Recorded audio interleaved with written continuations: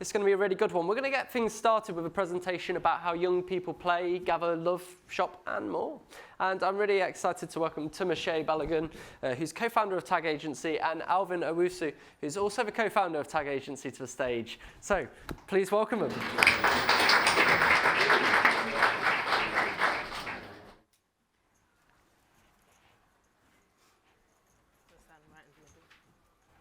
These are absolutely in the wrong order. Okay, cool. We can make that work. Hi everyone, I'm Alvin. I co-run Tag. And I'm Tumisha. And Tag is a full-service creative agency that connects brands to youth culture. We build worlds, tell stories that drive business results, and most importantly, we always invest in young people, culture, and communities. How do we do that? Because it sounds like a lot of buzzwords. Well, I think for Spotify, we programmed the intergenerational conversation for Windrush Day that focused not on trauma, but on innovation and culture. For Roundhouse, we launched their new creative workspace for new gen creatives and freelancers using interactive out of homes. And we've been running a creative development program for young black creatives for the last 3 years, and it's been supported by multiple brands. So earlier this year, we launched our first internal campaign called Spenny, which is basically discussing how the cost of living is affecting young Brits, especially Gen Z audiences. We feel like we've seen a lot of insights on how mortgage prices are rising and how energy bills are going up, but no one's discussing the future and what it looks like for Gen Z audiences. So we gathered over 180 young people in our network, and we've done multiple parts of this campaign. So it started off with a mood board, vision board exercise where it allowed us to collect insights. It then led to a creative out of home, which was across London and on London Stadium. And then it led to a breakfast and a resource bank. So the breakfast had over 50 brands come to sort of discuss how young people are eating, playing, and here are some of the insights that we've collected. So starting here, one of the topics was beauty and fashion, and I guess the pressure to be beautiful is like a historical constant. However, we found with young women, it's been increasingly rising as a result of socials, content creation, and so many other things. And so you add the pressure to be beautiful, and you add the fact that beauty for many cultures are feel-good practices. They're rituals that people use to connect with others, with mothers, etc. You find that actually the pressure to be beautiful is astronomical. And so what are Gen Z doing right now?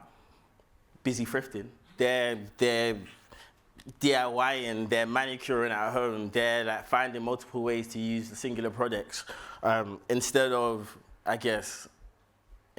not being beautiful. And I guess what I'd recommend from this insight here is that right now is the moment to really reimagine what beauty can be. Beauty is really unachievable for most people all the time, anywhere, everywhere. So now is the time to challenge our archaic views of what it is, and at the same time, it's not a time to push product, but instead, similar to on TikTok, you see products like the glycolic acid from Ordinary, and people finding multiple ways to do it. I think there are, how do you get more for less? Because it's not that we aren't spending, but essentially we want more value for money. And the death of the girl boss. The girl boss, I'm not a girl, but I call myself a girl boss all the time because I think it was 2020, I really embodied it when we launched the agency. But I think we're seeing the death of the girl boss because people are tired. They're tired of working multiple jobs, doing 9 to 5 and then 5 into 9 in order to just really survive. So we're seeing a nihilistic vibe shift in youth culture that actually says, I don't want to side hustle anymore. I don't want to monetize all my hobbies. I just want to play. I actually want to girl rest, the girl sleep instead of girl boss. And I think what we're saying here, because this is actually, arguably, it could be a really positive trend. However, we encourage, as young entrepreneurs, we encourage entrepreneurialism. So I think what this meant to us is creativity thrives in stable economies, and right now is an opportunity for brands to step in and invest in creatives, in creativity, in culture. Yeah.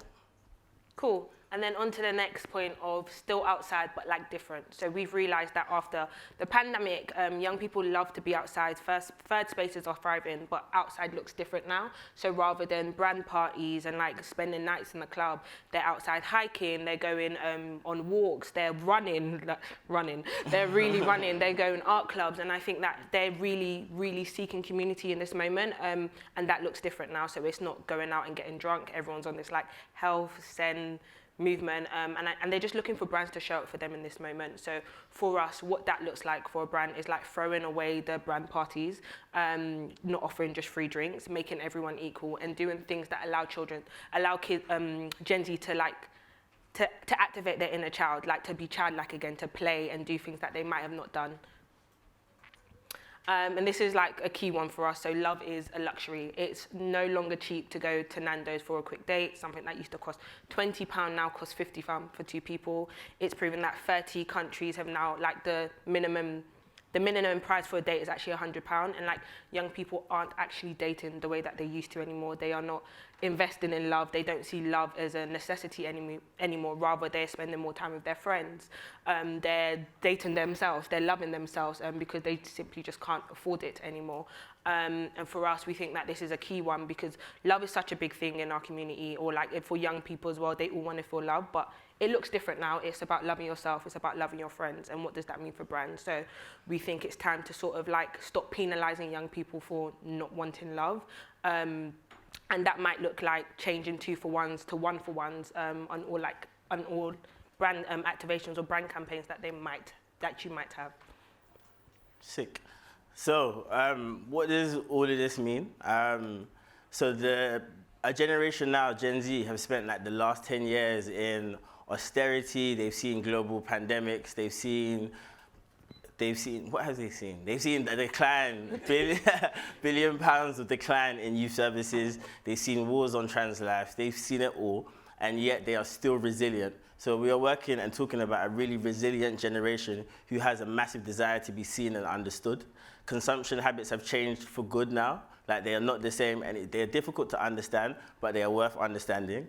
So I think, yes, scan the report, like here is to download the 30 pages. We've given you like a real, like a snippet of what is to come. But I think we came here to let you know that it's worthwhile to spend the time to do the work to understand them. What else does my card say? It says that I think similar to 2020, young people will remember when the brands who like showed up for them, they will also remember the brands who told them that actually they need to be more beautiful and they need this product and they need that product. So I think about what you want to be remembered for in this moment. Cool, and we understand that there is a cost of living crisis, so we are still open to taking people for coffees and running workshops. If you ever want to know more about like the segment that you might focus in, you can drop us an email at hello@tagagency.co.uk. I realised that we still have like 3 minutes. Do we have this a time? Yeah, we actually timed this earlier, so if anyone does have any questions, if that's allowed, we're happy to. Is that allowed? We probably have time for one quick one. Brilliant. Thank you. That was really interesting. I'm Jan from Owusu. What was the biggest surprise to you? Like, what you're like? Oh, I didn't expect that out of everything that you found out doing this report. Go. I think my one is, so when we held the breakfast and there was a lot of like, we had a panel and it was like really great, was realizing that young people are still spending, but their spending habits are different now. And like, we need to stop seeing them as a generation that's like broke and don't want to do things, because that's how they're constantly labeled online, where they're going to pay for quality rather than quantity. So like there's these bunch of boys that we know that they took maybe like over 300 young people to ski. And it was an experience that they've never had before, right? Skiing is not cheap. It is actually really expensive, but 300 people paid. They've got over 800 people signed up for next year. So it's understanding like what experiences are you giving them that makes them actually want to spend the money the little money that they might have. So yeah, I think that was the interesting one for me. I think when we did the vision, so we did a vision board party in January 2023. And it was kind of like, okay, cool, dream big, but also we're in a crisis. So like, how do you dream in a crisis was essentially the central question. And like, I think it was I just have to. Do you know what I mean? I think that attitude was, the most surprising. because there was genuinely like I remember I kind of like asked the room, so like what did we think? There was research was going around, but I asked the room like, so how do you feel? I just have to get it regardless is the general sentiment. So like I think there's the energy that is like moving, like it's just like relentless and will continue to like persevere. And it genuinely is about like how we get on that train. Like right now I'm saying to like brands like, what did I say? It's like basically I'm saying get out of the way or get involved basically. And I genuinely think that's how it feels. Like you will be left behind and there is nothing stopping that train. And just to add to that, sorry, I think that people think Gen Zs are like dumb or like, and I don't think we should group them anyway, but like they are so smart, they're trendsetters, they know what's going on and they're able to thrive with like little resources. So like regardless if you help them or not, they're still gonna find a way to get it. But they set trends and like they're like at the forefront of like everything. So like it would be silly for a brand to like not take the risk on them. Cool. I think there's 36 seconds, so that's it.